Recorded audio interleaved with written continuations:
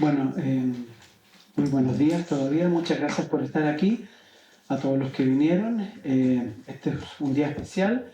No son tantos los eventos de esta naturaleza que tenemos en Chile, así que es un placer estar aquí. Mi nombre es Cristian Spencer, soy el director del Núcleo Milenio en Culturas Musicales y Sonoras y también miembro del Centro de Investigación en Artes y Humanidades de la Universidad Mayor. Otro espacio que, al igual que este, tiene cierta invisibilidad debido a la condición de las artes en Chile, pero que en estos espacios aprovechamos para poder dialogar, intercambiar opiniones.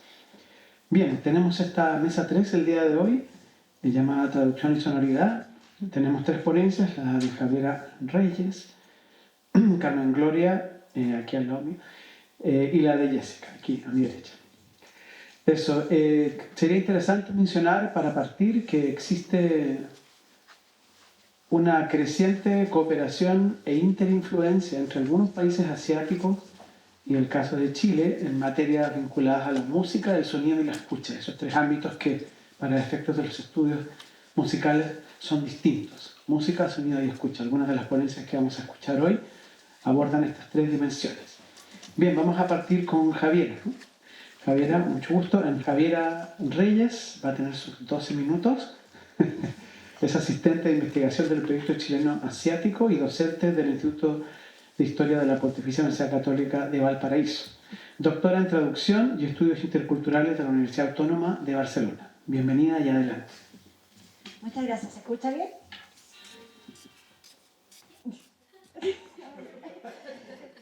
Bueno, muchas gracias primero por la invitación. Muchas gracias también a la audiencia por venir.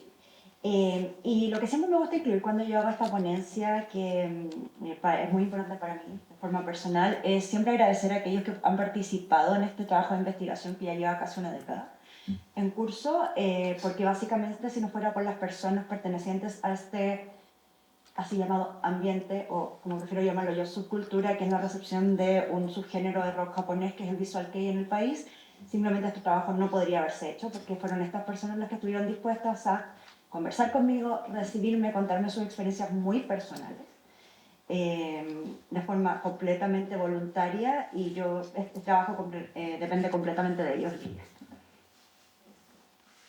Bueno, primero quisiera partir con una pequeña anécdota. Yo en febrero de este año 2026, el 9 de febrero de hecho, tuve la oportunidad de asistir a un concierto en el Teatro Caupolicán, que era la primera vez que un cantante japonés de nombre Gact o Gakuto en japonés se presentaba en nuestro país. En nuestro país, a pesar de que él tiene una carrera solista, es principalmente conocido por haber sido el vocalista de la banda Malice Miser entre 1995 y 1999.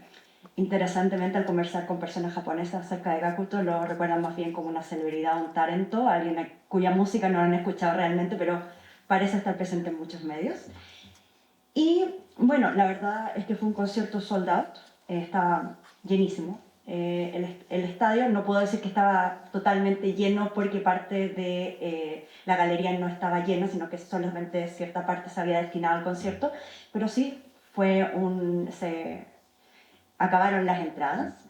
Y lo que a mí me sorprendió, bueno, por una parte era el interés en asistir, y lo otro es que este tipo de eventos parecen ser puntos de encuentro no tan frecuentes, pero son muy importantes, momentos en los que muchas personas se vuelven a encontrar, donde yo me topaba con muchas caras conocidas de mis investigaciones, de amigos personales.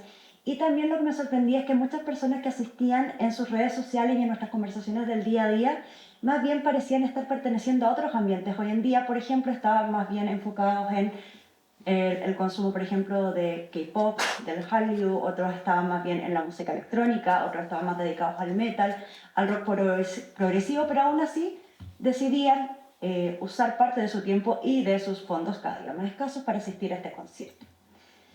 Y esta investigación que yo les voy a presentar el día de hoy es el resultado, en parte, de mi investigación doctoral publicada en el 2021, que fue un trabajo que yo comencé en el 2017, pero que ha continuado hasta el día de hoy. Y los objetivos eran precisamente originalmente analizar la recepción y la adaptación del género musical japonés del Visual Kei en Chile y ver también si la base teórica de la subcultura era aplicable en este caso, porque en general los estudios del Visual Kei en Chile, los pocos que hay, se han hecho a través del concepto de tribu urbana, con el cual tanto yo como muchos de los participantes teníamos algunas aprehensiones. Y básicamente era entender cómo podíamos entender la longevidad e intensidad de la participación subcultural de personas chilenas en un ambiente generado en torno a un producto cultural de música japonesa, como lo es el Visual Kei, que voy a explicar un poquito a continuación, y cómo el consumo de este género musical otorgaba nuevos prismas a través de los cuales se puede interpretar la experiencia cotidiana en el contexto chileno y también releer incluso espacios de la ciudad, particularmente la ciudad de Santiago de Chile. Debo decir que lamentablemente no he podido extender este estudio tanto a regiones. Hay personas con las que he hablado que son de espacios más rurales, pero que actualmente estaban viviendo en la capital. Entonces, para poder explicar esto, la metodología fue una revisión bibliográfica bastante extensa, principalmente de medios que habían salido desde el año 2005 al año 2010. Muchos de los cuales de hecho me lo otorgaron algunos de mis propios informantes que mantenían archivos personales, como esta que tengo acá, que ahora amigo me entregó. Trabajo de campo desde el año 2018 en adelante, con una pequeña interrupción cuando yo estuve haciendo mi doctorado en el extranjero y luego cuando hubo cierto exceso de las actividades por la pandemia del COVID-19. También realización de entrevistas individuales y grupales entre los años 2018 y 2019. Y también un cuestionario en línea que se realizó entre esos 2 años, que me dio más bien información general de este grupo. Primero me gustaría responder, incluso antes de pasar a ver lo que es el Visual Kei, que creo que la mitad por lo menos acá voy a tener que explicárselo, por un tema de edad. Porque es que yo quiero tratar de responder por qué el Visual Kei, porque esto me lo han preguntado personas en Japón, me lo han preguntado académicos en Chile y me lo han preguntado incluso personas que pertenecen al mismo ambiente diciéndome que esto ya no es algo que esté en boga, por lo tanto no parece ser necesario investigar. A mí lo que me parece notable es que el Visual Kei es el género musical japonés con más visibilidad en el país, y esta visibilidad me refiero más bien mediática, porque es posible que otros géneros sean más consumidos, por ejemplo, el J-pop o incluso el anime, la música de la animación japonesa, pero sin embargo en los medios, especialmente entre el 2005 y el 2010, el más visible era el Visual Kei, y además el Visual Kei es, como dijeron algunos de los ponentes anteriores, la cultura popular, junto con el anime. El Visual Kei fue el punto de entrada de muchas personas al interactuar con la cultura popular del este de Asia, y es un precursor directo de fenómenos que hoy en día son más visibles, como lo son el K-pop, y no solamente porque eran personas que originalmente consumían Visual Kei y luego avanzan al K-pop, sino porque están consumiendo ambos géneros de forma simultánea. Y el Visual Kei como ambiente comparte no solo códigos, espacios urbanos, sino también personas que de hecho van cambiando muchas veces la forma en la que actúan dependiendo del espacio del cual estén participando, lo cual yo encuentro súper fascinante. Y también porque está muy asociado, de la misma manera que lo está el K-pop, con un país en particular, lo que hace que sea particularmente difícil encarnar el Visual Kei de forma local, porque siempre está esta idea de que el Visual Kei es japonés. Por lo tanto, hacer Visual Kei en Chile no es simple. Y eso permite cierta flexibilidad o libertad en cómo encarnarlo como género musical, ¿ya? También permite un acercamiento muy íntimo a Japón. Muchas de las personas con las que yo hablé mencionaban tener una relación muy íntima con el género musical, a pesar de la diferencia idiomática, porque el Visual Kei les había proporcionado un, por así decirlo, soundtrack de vida en momentos muy difíciles, especialmente durante la adolescencia, pero también en la adultez. Y también esto nos permite ver cómo, al menos desde los años 80, estamos frente a un fenómeno de comunicación intercultural mediada por la cultura popular, y en el caso del subgénero del rock, que es el Visual Kei, de una manera paralela y muchas veces contraria a lo que están promocionando las instituciones oficiales, como lo son las embajadas, los consulados y los institutos. Voy a hacerlo muy rápido porque creo que nos queda muy poco tiempo, pero para explicar a aquellos que por edad no sepan muy bien lo que es el visual kei, es un subgénero de la música rock japonesa que proviene del hard rock japonés, pero que incorpora una variedad muy extensa en cuanto a la composición musical, pero que tiene como característica principal un énfasis en el causar un impacto a la audiencia, ya sea un impacto visual o un impacto sonoro. Se empieza a diferenciarse como género en Japón recién desde los años 80, pero habían ya elementos que estaban apareciendo a finales de los 70. Y uno de los elementos quizás el más notable es que muchos de los artistas, que en su mayoría, casi en su totalidad, se identifican como hombres, se utilizan elementos estéticos generalmente asociados a la feminidad, por ejemplo, maquillaje muy fuerte, faldas, corsets, etc. Y también es interesante notar que en el caso japonés tenemos una audiencia que es principalmente femenina, a pesar de que en un comienzo es una audiencia más bien mixta, pero en Chile esto no se da y es una audiencia más bien mixta también, más o menos un 50 y 50. Muy rápidamente, porque siento que igual ya resumí un poco lo que quería decir, así que no voy a preocupar demasiado de seguir la estructura. El visual kei va a llegar a Chile íntimamente ligado con el consumo de animación japonesa, básicamente el hecho de que muchos estudios de doblaje hayan decidido, en vez de cambiar completamente las canciones de opening y ending de las series, y las hayan dejado con el track original y hayan doblado las letras, o desde un momento en particular con la serie de lo que nosotros conocemos como Samurai X, simplemente empiezan a dejar las canciones completamente en japonés, siendo una base que permite que una parte bastante amplia de la población se encuentre ya dispuesta a recepcionar música en japonés. Y en particular, Samurai X tenía entre sus artistas del soundtrack bastante artistas que que pertenecían al J-Rock y estaban de forma asociada poco lateralmente al visual kei de alguna manera, lo que lleva a algunas personas a buscar instancias en las cuales compartir material y obtener más información. Y estoy como súper corriendo aquí con los tiempos. En general, quiero explicar un poquito estas citas, voy a centrarme en algunas citas más que en explicar más. El visual kei llega a Chile y muchas de las personas con las que yo conversé tiende a ser interpretado por muchos de sus consumidores como algo que viene a representar sentimientos que son preexistentes al consumo de la música, por ejemplo, situaciones de mucha angustia existencial, problemas en sus entornos, una sensación también de alteridad, y que vendrían a expresar más bien con la música y no ser algo que surge con la música. ¿Ya? Y muchas de estas personas eran también participantes de otros espacios subculturales en Chile, por ejemplo, del espacio de lo gótico, del espacio del punk, etc. Por ejemplo, tengo esta cita de una mujer de, en esa época, 35 años, pensamos que estaba en 2018, que dice que yo escuchaba música gótica, pero también escuchaba música británica, Britpop. Yo empecé a buscar algo que me representara porque yo era una maldita depresiva.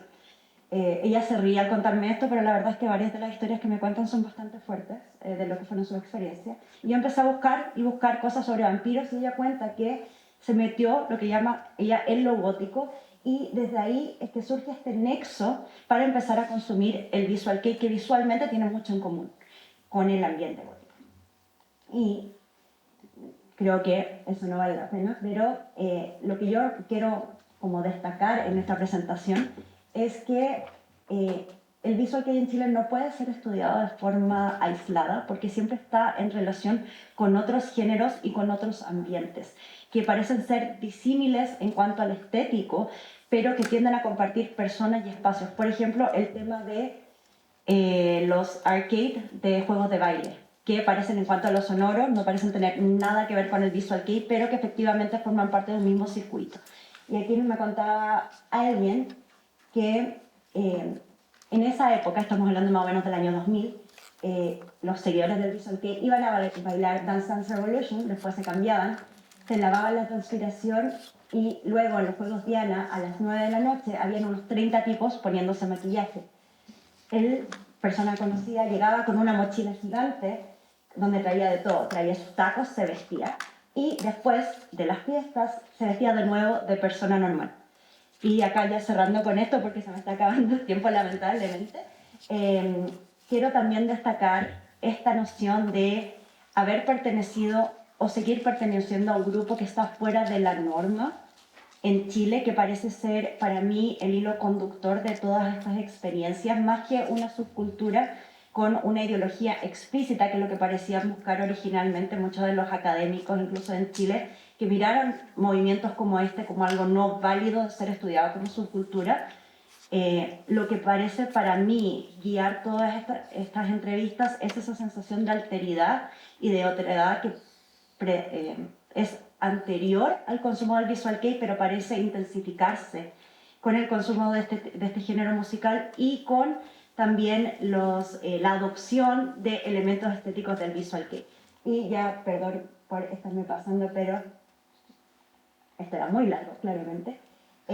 Quisiera como dejar para que ustedes piensen también cómo consumir un género que ya es subcultural dentro del país de origen hace que la imagen país que se forme, en este caso de Japón, sea bastante distinta a aquella que tratan de promover las instituciones gubernamentales. En este caso me lo contaba alguien que había ido a Japón, dije, yo me fui a Japón con la idea de que todos andaban arreglados raros. Y eso era como el 0.01% de la gente. Yo me encontré con un Japón como más adulto, comparado con el que yo imaginaba consumiendo el visual kei. Menos estresado quizás. La imagen que nosotros teníamos en un Japón con una crisis existencial, por ejemplo del 2000, que fue el pic de la tasa de suicidios, y también de las modas raras. Pero todas las sociedades pasan por épocas. Y con esto ya cierro, que es esta reflexión acerca de la posibilidad de imaginar lugares geográficamente alejados a través del consumo de algo tan íntimo como es la música, que nos otorga un soundtrack a nuestro día a día con este background que es Chile, mientras que las personas están escuchando música japonesa en sus audífonos. Gracias. Sí. Muchas gracias, Javiera, por hacer el esfuerzo por ajustarte al tiempo. Estamos un poquitín pasados, pero aún dentro de los márgenes. Y queremos dar en este espacio la bienvenida también a Carmen Gloria Arenas. Carmen Gloria gestiona espacios digitales de traducción y generadora de contenidos culturales con el objetivo de fortalecer los puentes de relaciones culturales entre Corea del Sur y Chile. Ella es una de las creadoras, la creadora del K-Lab, Seoul Inspiration, un proyecto que busca adaptar la estética coreana al contexto latinoamericano. Ella nos va a presentar su ponencia, así que adelante, sus minutos. Hola. Primero, muy agradecida que me hayan considerado de nuevo en esta segunda oportunidad. Voy a venir, eso sí, en esta vez a hablar algo un poco diferente acerca de lo que es la traducción indirecta y mediación cultural entre el coreano y el español. Y quiero traer un ejemplo que yo creo que es bien diferente con respecto a lo que es Pawa, que es un libro, parte de una trilogía, y su adaptación a un musical. Y voy a partir un poco con la conclusión por si me tienen que cortar. No es mala idea. No, y para abarcar un poco lo que han hablado los otros expositores, que de verdad que me siento muy contenta de haberlos podido escuchar, es que la traducción es un proceso cultural y que está situado en la vida de cada uno de nosotros y implica una negociación.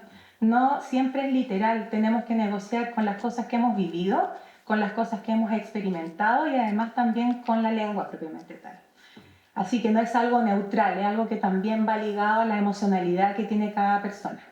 Entonces voy a, en honor al tiempo, como es la palabra clave del día de hoy, es que para empezar un poco, Pawa fue adaptado, este libro que es de Koo Hyun Mo, para pronunciarlo bien, fue adaptado a un musical.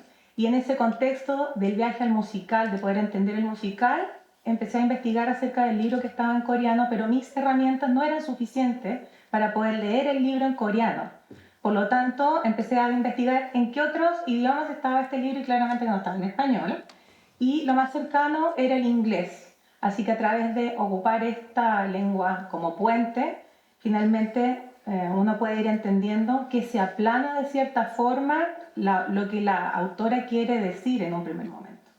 Entonces, sin una traducción directa, la literatura coreana no llega directamente al español, pese a que los dos idiomas son súper ricos. El acceso depende de los intermediarios lingüísticos y los que son también no institucionalizados propiamente tal. Y el inglés viene como un salvavidas, que es una vía dominante. La vía dominante, perdón, es el coreano. El inglés viene como este salvavidas entre medio para llegar al español. Y es una cadena que impone filtros semánticos que aplana, a mi parecer, lo que se quiere decir, y que también no nos ayuda a poder transmitir la idea original. ¿Y qué impacto hay en la recepción en el lector o el espectador que es latinoamericano propiamente tal? Llega a la obra con capas que ya están en el fondo cortadas de esta mediación y que condicionan muchas veces la comprensión en sí de la obra. Entonces, aquí en un marco conceptual tenemos la traducción indirecta, que es la transferencia lingüística que utiliza una lengua intermedia, que ya lo expliqué. Después tenemos la mediación cultural, que es lo que yo traté de hacer, que es una práctica que facilita el acceso y comprensión de un universo que es cultural y que es ajeno en primera instancia, pero en la medida que uno se va sumergiendo, se va haciendo más cotidiano. Y pasamos a tener de una equivalencia literal a una equivalencia que la podemos ir trabajando en base a poder interpretar y no solo traducir. Y está este concepto de adaptación intermedia, y me voy a ir saltando algunas partes, que es esta transformación de una obra que viene desde un texto que está en coreano, posteriormente que lo traducen al inglés, y después encontrarme con lo que era el musical y que desarmó todo lo que tenía hecho previamente. Entonces, la obra, como les contaba, en inglés se llama The Old Woman with the Knife, que no tiene nada que ver con el nombre en coreano, que es Pawa. Está escrita por Koo Byung-mo y es un thriller que es psicológico y que es de corte noir. Es algo que es así bien diferente a lo que uno puede haber visto, no es romántico ni nada de esas cosas. No tenemos, como les decía, la traducción oficial en el español.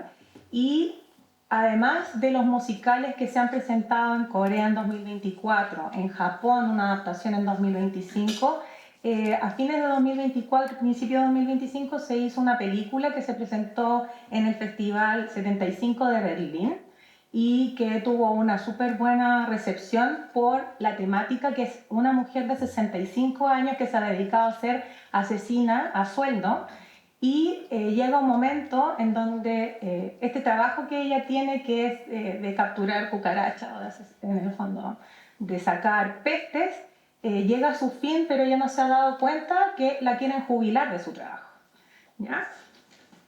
Entonces viene con esta temática que es bastante fuera de lo común. Ahora, ¿cuál es el problema o la situación? Es que Pawa, si uno, me van a disculpar las personas que son más entendidas, le pido disculpas, si uno lo traduce literal significa cebollín. Cebollín. Si después uno lo ve como en hanga, puede acercarse un poco más a lo que es un fruto quebrado o dañado.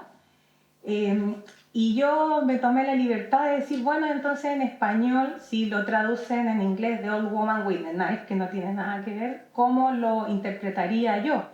Entonces lo más cercano, conociendo el contexto de la protagonista, habiendo leído el libro, es que es más parecido a lo que es una fruta ajada, porque ella se encuentra en la parte más alta de sus capacidades, sin embargo, en su etapa vital, está en el fondo cayendo en la curva de acercarse más a la cuarta edad.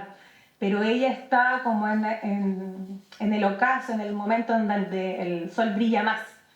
Entonces, me pareció, y me voy a saltar a la última hoja, que lo más adecuado para este caso es que ella es una escultura ajada. ¿Por qué? Porque en la medida que va avanzando en la madurez del libro se va demostrando las capas que ella ha tenido que construir con el abandono, con la violencia para poder volverse en el fondo una asesina, y ha sido moldeada por su creador a llegar en el fondo finalmente a esto que vemos, esta mujer de 65 años que la quiere jubilar. Entonces, hay un texto que es fuente, que no tiene acceso directo al español. Tenemos la versión en inglés, que es este puente, la traducción autónoma que realizo yo desde el español al inglés, pero como buena chilena lo estaba dejando para el final, entonces me tuve que apoyar de la IA, que además aplanó más todavía el contexto, y por eso les digo que cuando veo el musical, como que todo esto queda destruido. Ahora, en el eje central, acá vemos unas imágenes de lo que es la adaptación del musical en Japón, y acá abajo lo que es la película y lo que es el fondo del primer musical que se hizo en Corea. La traducción fue suficiente para comprender lo que yo les comentaba, que es el núcleo central, que es, por ejemplo, que la protagonista en el fondo se le dice Honklo en inglés, que es como garra, pero que finalmente es una escultura, y además el que es el segundo protagonista, que en coreano se llama Tu, en inglés lo traducen como bullfight, que eso en sí es como la corrida de toros, pero en español sería como el torero, porque él es el que va a ir en el fondo en busca de ella para tratar de jubilarla.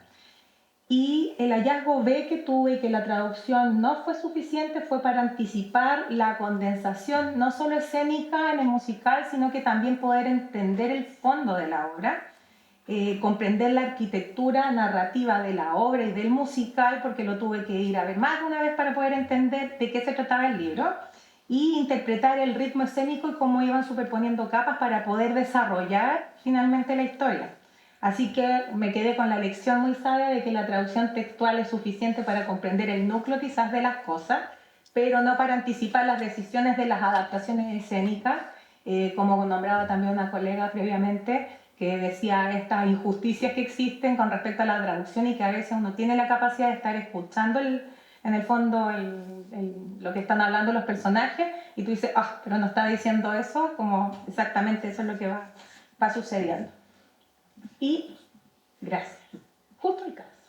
Entonces, hay límites en la traducción textual, la equivalencia lingüística no garantiza la comprensión, hay también que entender que el lector es un agente activo y que la ausencia institucional del lector o espectador latinoamericano construye un acceso de forma autónoma, mediada y no neutral, que es lo que yo les decía al principio, que hay vacíos estructurales en la TAM y que estos espacios nos ayudan a poder achicar un poco estas brechas, y que este caso no es excepcional como lo hemos visto en la jornada, sino que es un síntoma de una baja conectividad editorial coreano-español, y lo lamento mucho. Yo sé que hay muchas iniciativas y que hoy día es algo muy bonito también de vivir, pero hay que reconocer que esto nos afecta en la circulación cultural a las personas en el día a día. Y la IA como mediación, sí llegó la IA, lo tenemos que aceptar y tenemos que buscar la forma que esta herramienta nos ayude y no que nos entorpezca lo que nosotros podemos ir realizando en el día a día. Y finalmente, esto ya lo dije al principio por si me cortaban, que la traducción indirecta me permitió comprender como como el core de esto. Y el ejercicio evidencia que incluso entre lenguas igualmente ricas como el español y el coreano, las nociones de tiempo, madurez y deterioro operan en registros diferentes, lo que nos obliga a pensar que la traducción no es un equivalente, no es una negociación, sino que es un lenguaje y conocimiento que se basa en lo cultural y en los sentidos. Muchas gracias. Muchas gracias, Carmen Gloria. Extraordinario apego al tiempo. Muy agradecido. Se han complementado de forma muy positiva nuestras dos expositoras. Bien, vamos a dar paso ahora a Jessica, a quien posiblemente ustedes ya conocen y a quien además agradezco la invitación. Una notable gestora cultural, también miembro del Núcleo Milenio. Bueno, Jessica es postdoctorante de Fondesit con el proyecto Las traducciones sonoras de la poesía y la música de India y China en Chile, siglos XX y XXI, y coordinadora del Centro de Estudios Asiáticos de esta casa de estudio. También es poeta y musicaliza poesía con el grupo Lux Violeta. Ella nos va a presentar su texto Océanos de Sonido, la relevancia de la interpretación del sitar de Anushka Shankar en Chile. Adelante. Sí, muchas gracias. Bueno, voy a hablar un poquito sobre la música de la India en Chile, que creo que es algo único. Bueno, hablando de baja conectividad, creo que India queda por explorar en la cultura y yo estoy de acuerdo que la música es una buena manera de acercarse a otras culturas sin necesidad de entender el idioma, aunque también necesitamos literatura, ¿cierto? Entonces, bueno, yo voy a hablar de Anushka Shankar. Este proyecto, este tema es muy nuevo porque ella acaba de presentar en Santiago, fines de marzo. Y bueno, como ustedes saben, ella tiene una carrera como sitarista mundial y es muy conocida también por ser la hija de Ravi Shankar y la hermana de Nora Jones. Pero bueno, un poco de argumento hoy es que desde Chile hay que aprender cómo leerla, cómo escucharla, más allá de esa categoría, es un poco en sus propios términos y ese requiere una legibilidad desde este país, desde Latinoamérica, que requiere también educación musical, porque ella está haciendo no solamente conciertos que requieren un lenguaje musical de la India que es bien compleja, sino también haciendo cosas, bueno, el profesor Spencer puede hablar más que yo sobre ese tema, pero en términos de fusión cultural con otros lenguajes mundiales actuales, que fusión ni es la palabra, tenemos que ocupar otra terminología ahí. Pero bueno, ¿dónde está el clic? Bueno, un poco pensando en cómo hablar de estas cosas, a mí me gusta la frase océano de sonido por dos razones. Es un poco doble sentido, porque en la filosofía de India el océano de sonido es muy importante como tema en la filosofía en sánscrito hindú antiguo, ¿cierto? El sonido es como fundamento de la realidad, no para llevarnos al principio, pero sí, como las ragas, la música clásica de la India no solamente organiza notas, sino evoca emociones. Al final es lo que da sentido a la misma vida, esa idea de que la música puede influenciar en la percepción, ¿cierto? Entonces, la idea de océano de sonido es bien profundo en India, en su filosofía, y bueno, la Anushka está bien consciente de todo eso por sugerencia. Pero también, un poco más contemporáneo, hay esa idea de Ocean Sound, océano de sonido, de David Tubb, que es un musicólogo bien conocido británico, que habla del sonido como un campo continuo e inmersivo. Él habla del sonido como ambient, ¿no? Como esa música más experimental, dub y todo de ahora, pero él ocupa esa frase un poco para teorizar esa música que va combinando culturas de una forma igual respetuosa, no es como combinar todo en un puré de sonidos, sino como igual estudiar, entender la legibilidad cultural, reconocer la referencia de contextos, pero igual estar abierta a la experimentación, ¿no? Y yo creo que eso es muy emocionante desde esta parte del mundo, pensar que uno puede ir como compositor o como oyente, no sé, combinando influencias sin restringirse a lo que es la música latinoamericana, entre comillas, ¿no? Me encanta Violeta Parra, pero hay más cosas. Bueno, un poco también la otra, aquí pone esta cuestión marco teórico, ¿no? Traducción sonora India y Chile a través de la escucha. Yo creo que la traducción no es solo literaria, sino también de la escucha, ¿cierto?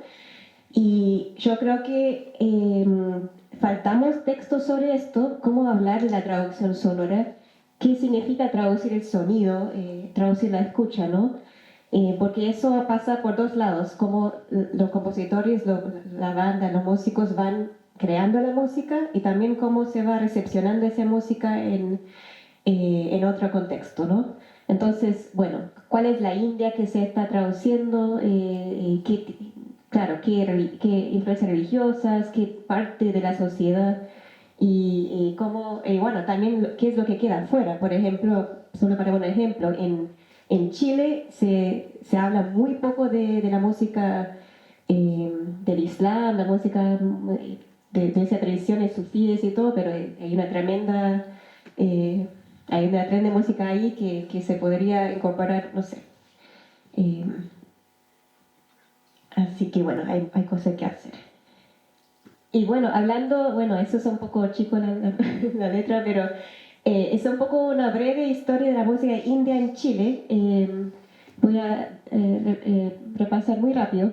Claro, como el sonido del sitar en particular, un poco viene a través de raga rock, que de Inglaterra, ¿no?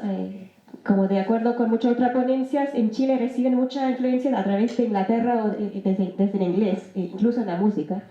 El Brit-rock pegó fuerte acá. Bueno, entonces hay George Harrison, The Beatles, todo eso que también incorpora citar, ¿cierto? Y ahí llega a Chile. Y bueno, cosas de los 60. Después en los 70, el maestro Ravi Shankar, el papá de Anushka, llega acá y junto con el maestro de tabla Alaraka, que es también el papá de Zakir Hussain, tocaron en el Teatro Caupolicán y también en Teatro Oriente, que curiosamente fue una presentación organizada por la Católica, así que todo está circular, digamos. Bueno, también acá en los 70, 80 pegaron fuerte bandas como Mahavishnu Orchestra y Shakti, que también hacen una especie de fusión rock que tiene influencias de la India. Bueno, también se puede mencionar Congreso, los Jaivas que ocupan world music como influencia, que hay mucho que hacer, que hablar ahí, también de su influencia de India. El hinduismo musicalizado de Mayapol Gajardo, el grupo hindustani Mayapol Gajardo fue un gran gestor cultural que lamentablemente murió hace un par de años, pero él llevó mucha influencia de India acá a Chile. Zakir Hussain tocó acá, toca tabla, que es la percusión, ¿no? Junto con Herbie Hancock, y también hay cosas que hablar ahí, porque la música de India llega a Chile mucho a través de las redes de jazz. Creo que los jazzistas o las personas que les gusta escuchar jazz un poco quizás son más experimentales en su gusto, entonces están más dispuestas a escuchar el world music como cosas de quizás que te conocen pero están dispuestas a escuchar. Zakir Hussain llegó parte del show de Herbie Hancock. Bueno, después hay bandas como Ahimsa que tiene influencias de budismo. Ahimsa misma es un término de budismo, ¿cierto? También hay la banda Samsara, también de hinduismo.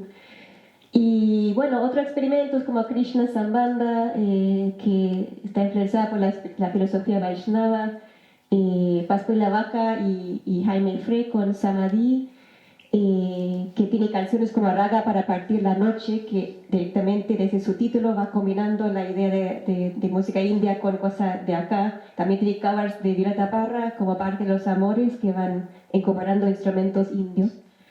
Y bueno, también hay, no sé si son realmente templos, pero hay espacios como Palacio Hindustán en Santiago y Punta Arenas, que también tiene muchos eventos más vinculados al mundo de yoga, espiritual, pero un poco con ese pie en la música india.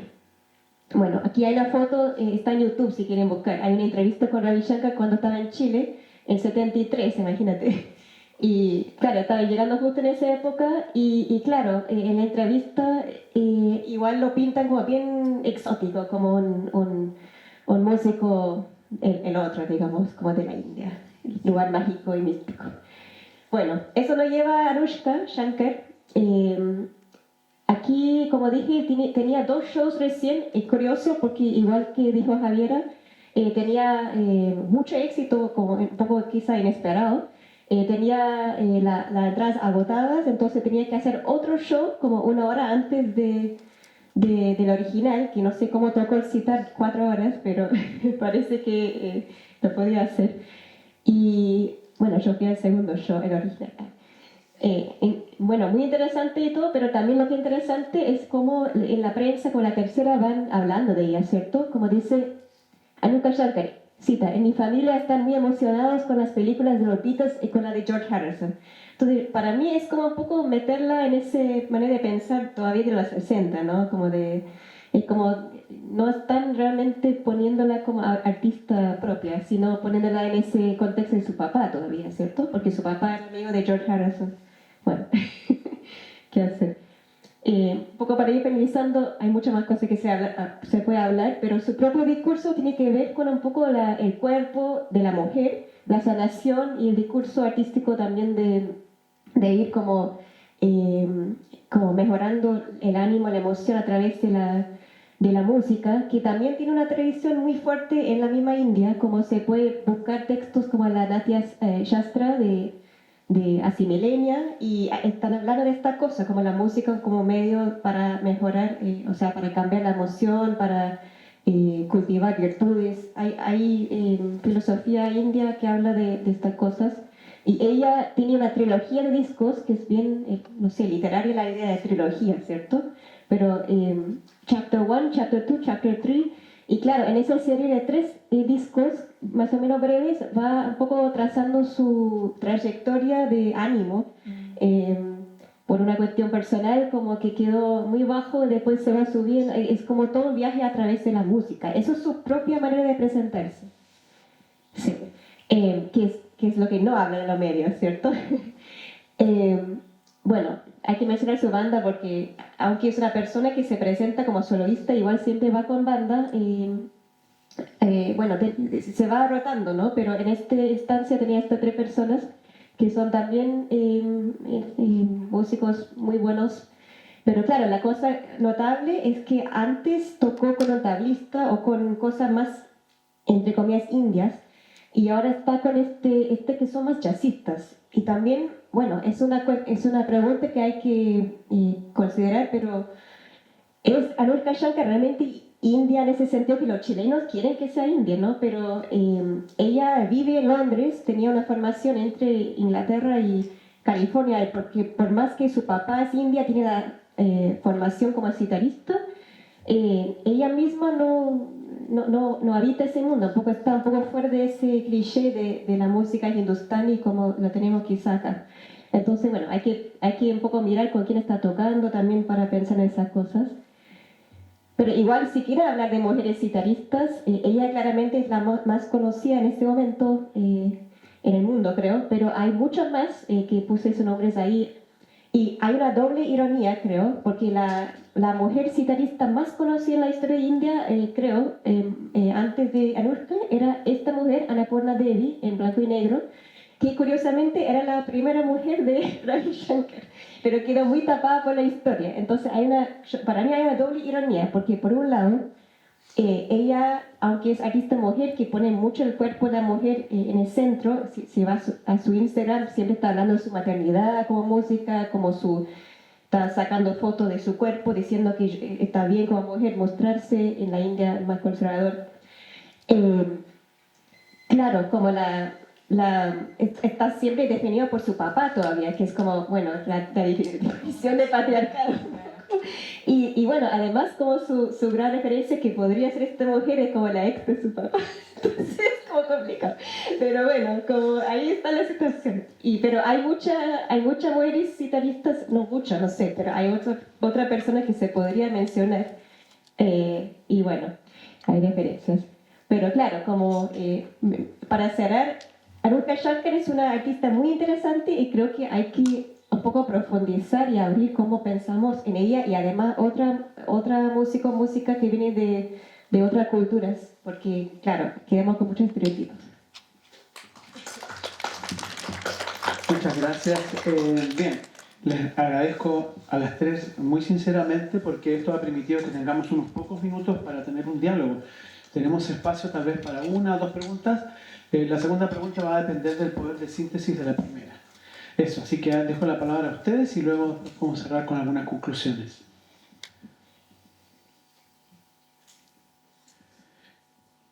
Sí, bueno, por aquí hay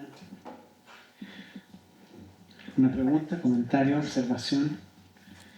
Es una pregunta para nuestra primera ponente, para Javiera. Tú hablaste de estas comunidades de Visual Kei en Chile, y en un momento de tu presentación dices ha habido esfuerzos por buscar las alianzas como políticas o politizar el tema del Visual Kei en Chile, pero en realidad es como decías, como no es muy importante el foco. Pero sí vuelves a mencionar que muchos de estos chicos o de las personas que en algún momento se identificaron con la cultura visual hablan de depresión, hablan de sentidos de no ajustarse a la sociedad en Chile, ¿cierto? Y buscan una afinidad con el movimiento Visual Kei. Entonces hay algo que está pidiendo ahí, observación y que creo que es un poco más evidente también yo sabiendo que, por ejemplo, cuando hoy en día tenemos una ley antidiscriminación LGBT por producto de Zamudio, ¿cierto?, de Daniel Zamudio, y uno de sus agresores era del mundo del visual kei en Chile, y son chicos que por entrar a través de esta cultura de la depresión, la desadaptación, también se acogían en el mundo del visual kei. Entonces, si bien es algo que yo sé que tú no quieres como enfocar demasiado, igual quisiera que me comentaras como cómo separas el hecho de que el visual kei era como esta casi puerta de entrada a algunas culturas medias como afiliadas a los neonazis en Chile y todo eso. ¿O cómo lo examinas? Bueno, gracias por la pregunta, Camila. Creo que eso de decir como no me quiero enfocar tanto en eso tiene más que ver con las apreciaciones de otros académicos de que un colectivo formado en torno a algún gusto musical tenía solamente valor cuando era posible asociarlo a un movimiento político particular o con con la política partidista. Que no era el caso con el visual kei. Las personas que yo entrevisté tenían ideas muy disímiles. Sí, estaba esta idea de sentirse no desajustado, externo, pero, por ejemplo, cuando ocurrió el estallido social, las personas que yo todavía seguía en redes sociales habían opiniones muy disímiles ahí.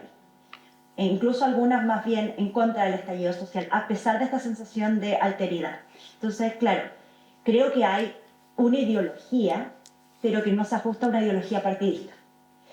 Y efectivamente, como tú dices, lo que es súper interesante es que aparece el visual kei como un espacio que presuntamente viene a trabajar ciertas ansiedades respecto a la orientación sexual, la expresión de género, la identidad de género, y son espacios como muy microcósmicos que permiten cierta libertad, pero que igualmente tienen momentos dentro de ellos de discriminación. Y creo que esto de que parece ser como muy contradictorio, de que aparezca como un espacio de libertad, pero que también sepamos que uno de los agresores de Daniel Zamudio participó de los grupos de visual kei, esto yo lo tiendo a explicar más bien porque el visual kei nunca fue realmente, al menos en sus inicios, nunca fue realmente una subcultura cerrada, sino que interactuaba constantemente con la otredad, al menos en Santiago de Chile, y entre esta otredad también estaban los neonazis.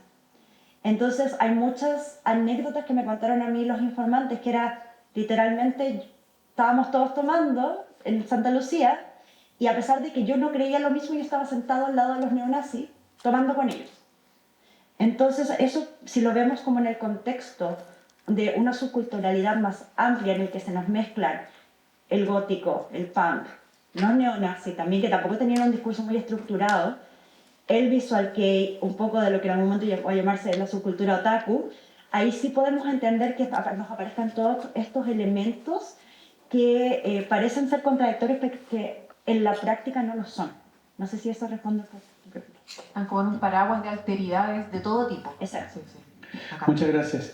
Vamos a hacer un comentario y aprovecho de hacerle una pregunta a todas las panelistas.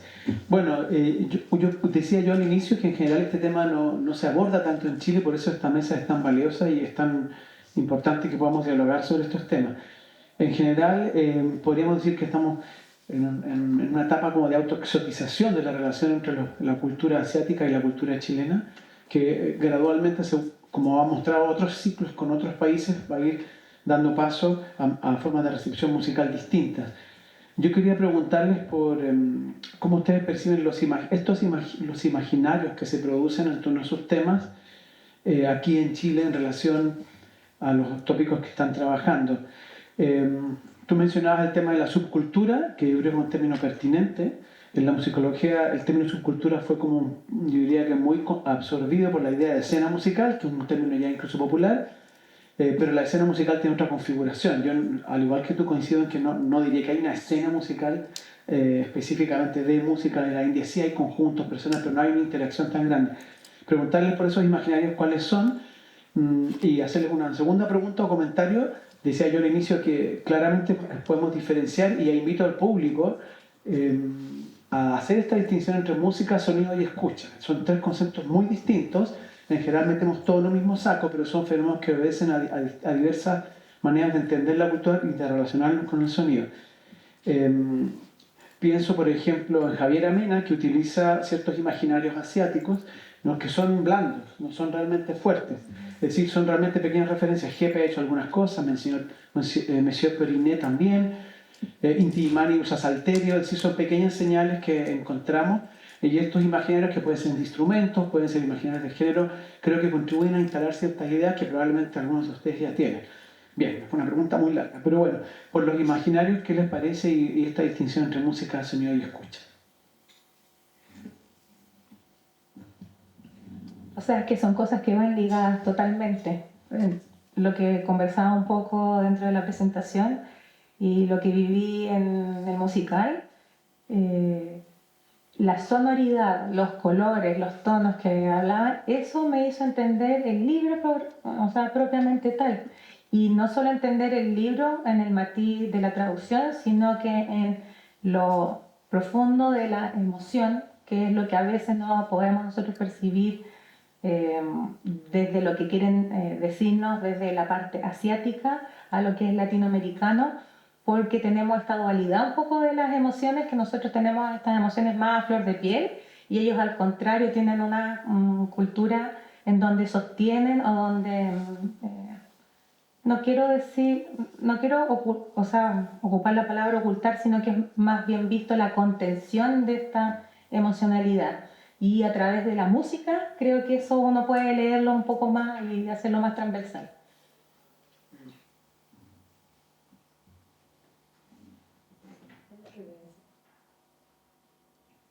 Sí, es notable también porque no hay una fuerte presencia de inmigrantes de India acá. Hay algunos, pero la mayoría están en otro tipo de carreras, no haciendo música acá. Entonces, curioso porque ¿qué están rescatando los chilenos de India, cierto? Y eso creo que va un poco a la exotización.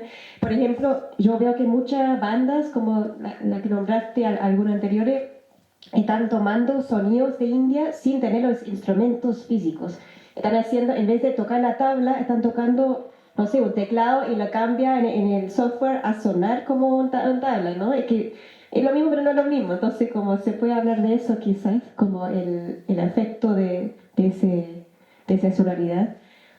También creo que, bueno, para hacer música de India en muchas tradiciones no es como llegar y tocar, es muy distinta la idea de música, es como tiene una filosofía atrás que, claro, otra vez hay que preguntar qué están intentando hacer con ese referencia, Javier Amena, por ejemplo. No sé, ella está con un discurso de misticismo en ese momento y yo veo que muchas personas de acá están mirando a India como un oriente místico, que es un poco también un estereotipo, pero quizá ella la siente profundamente, pero igual hay que pensar en eso.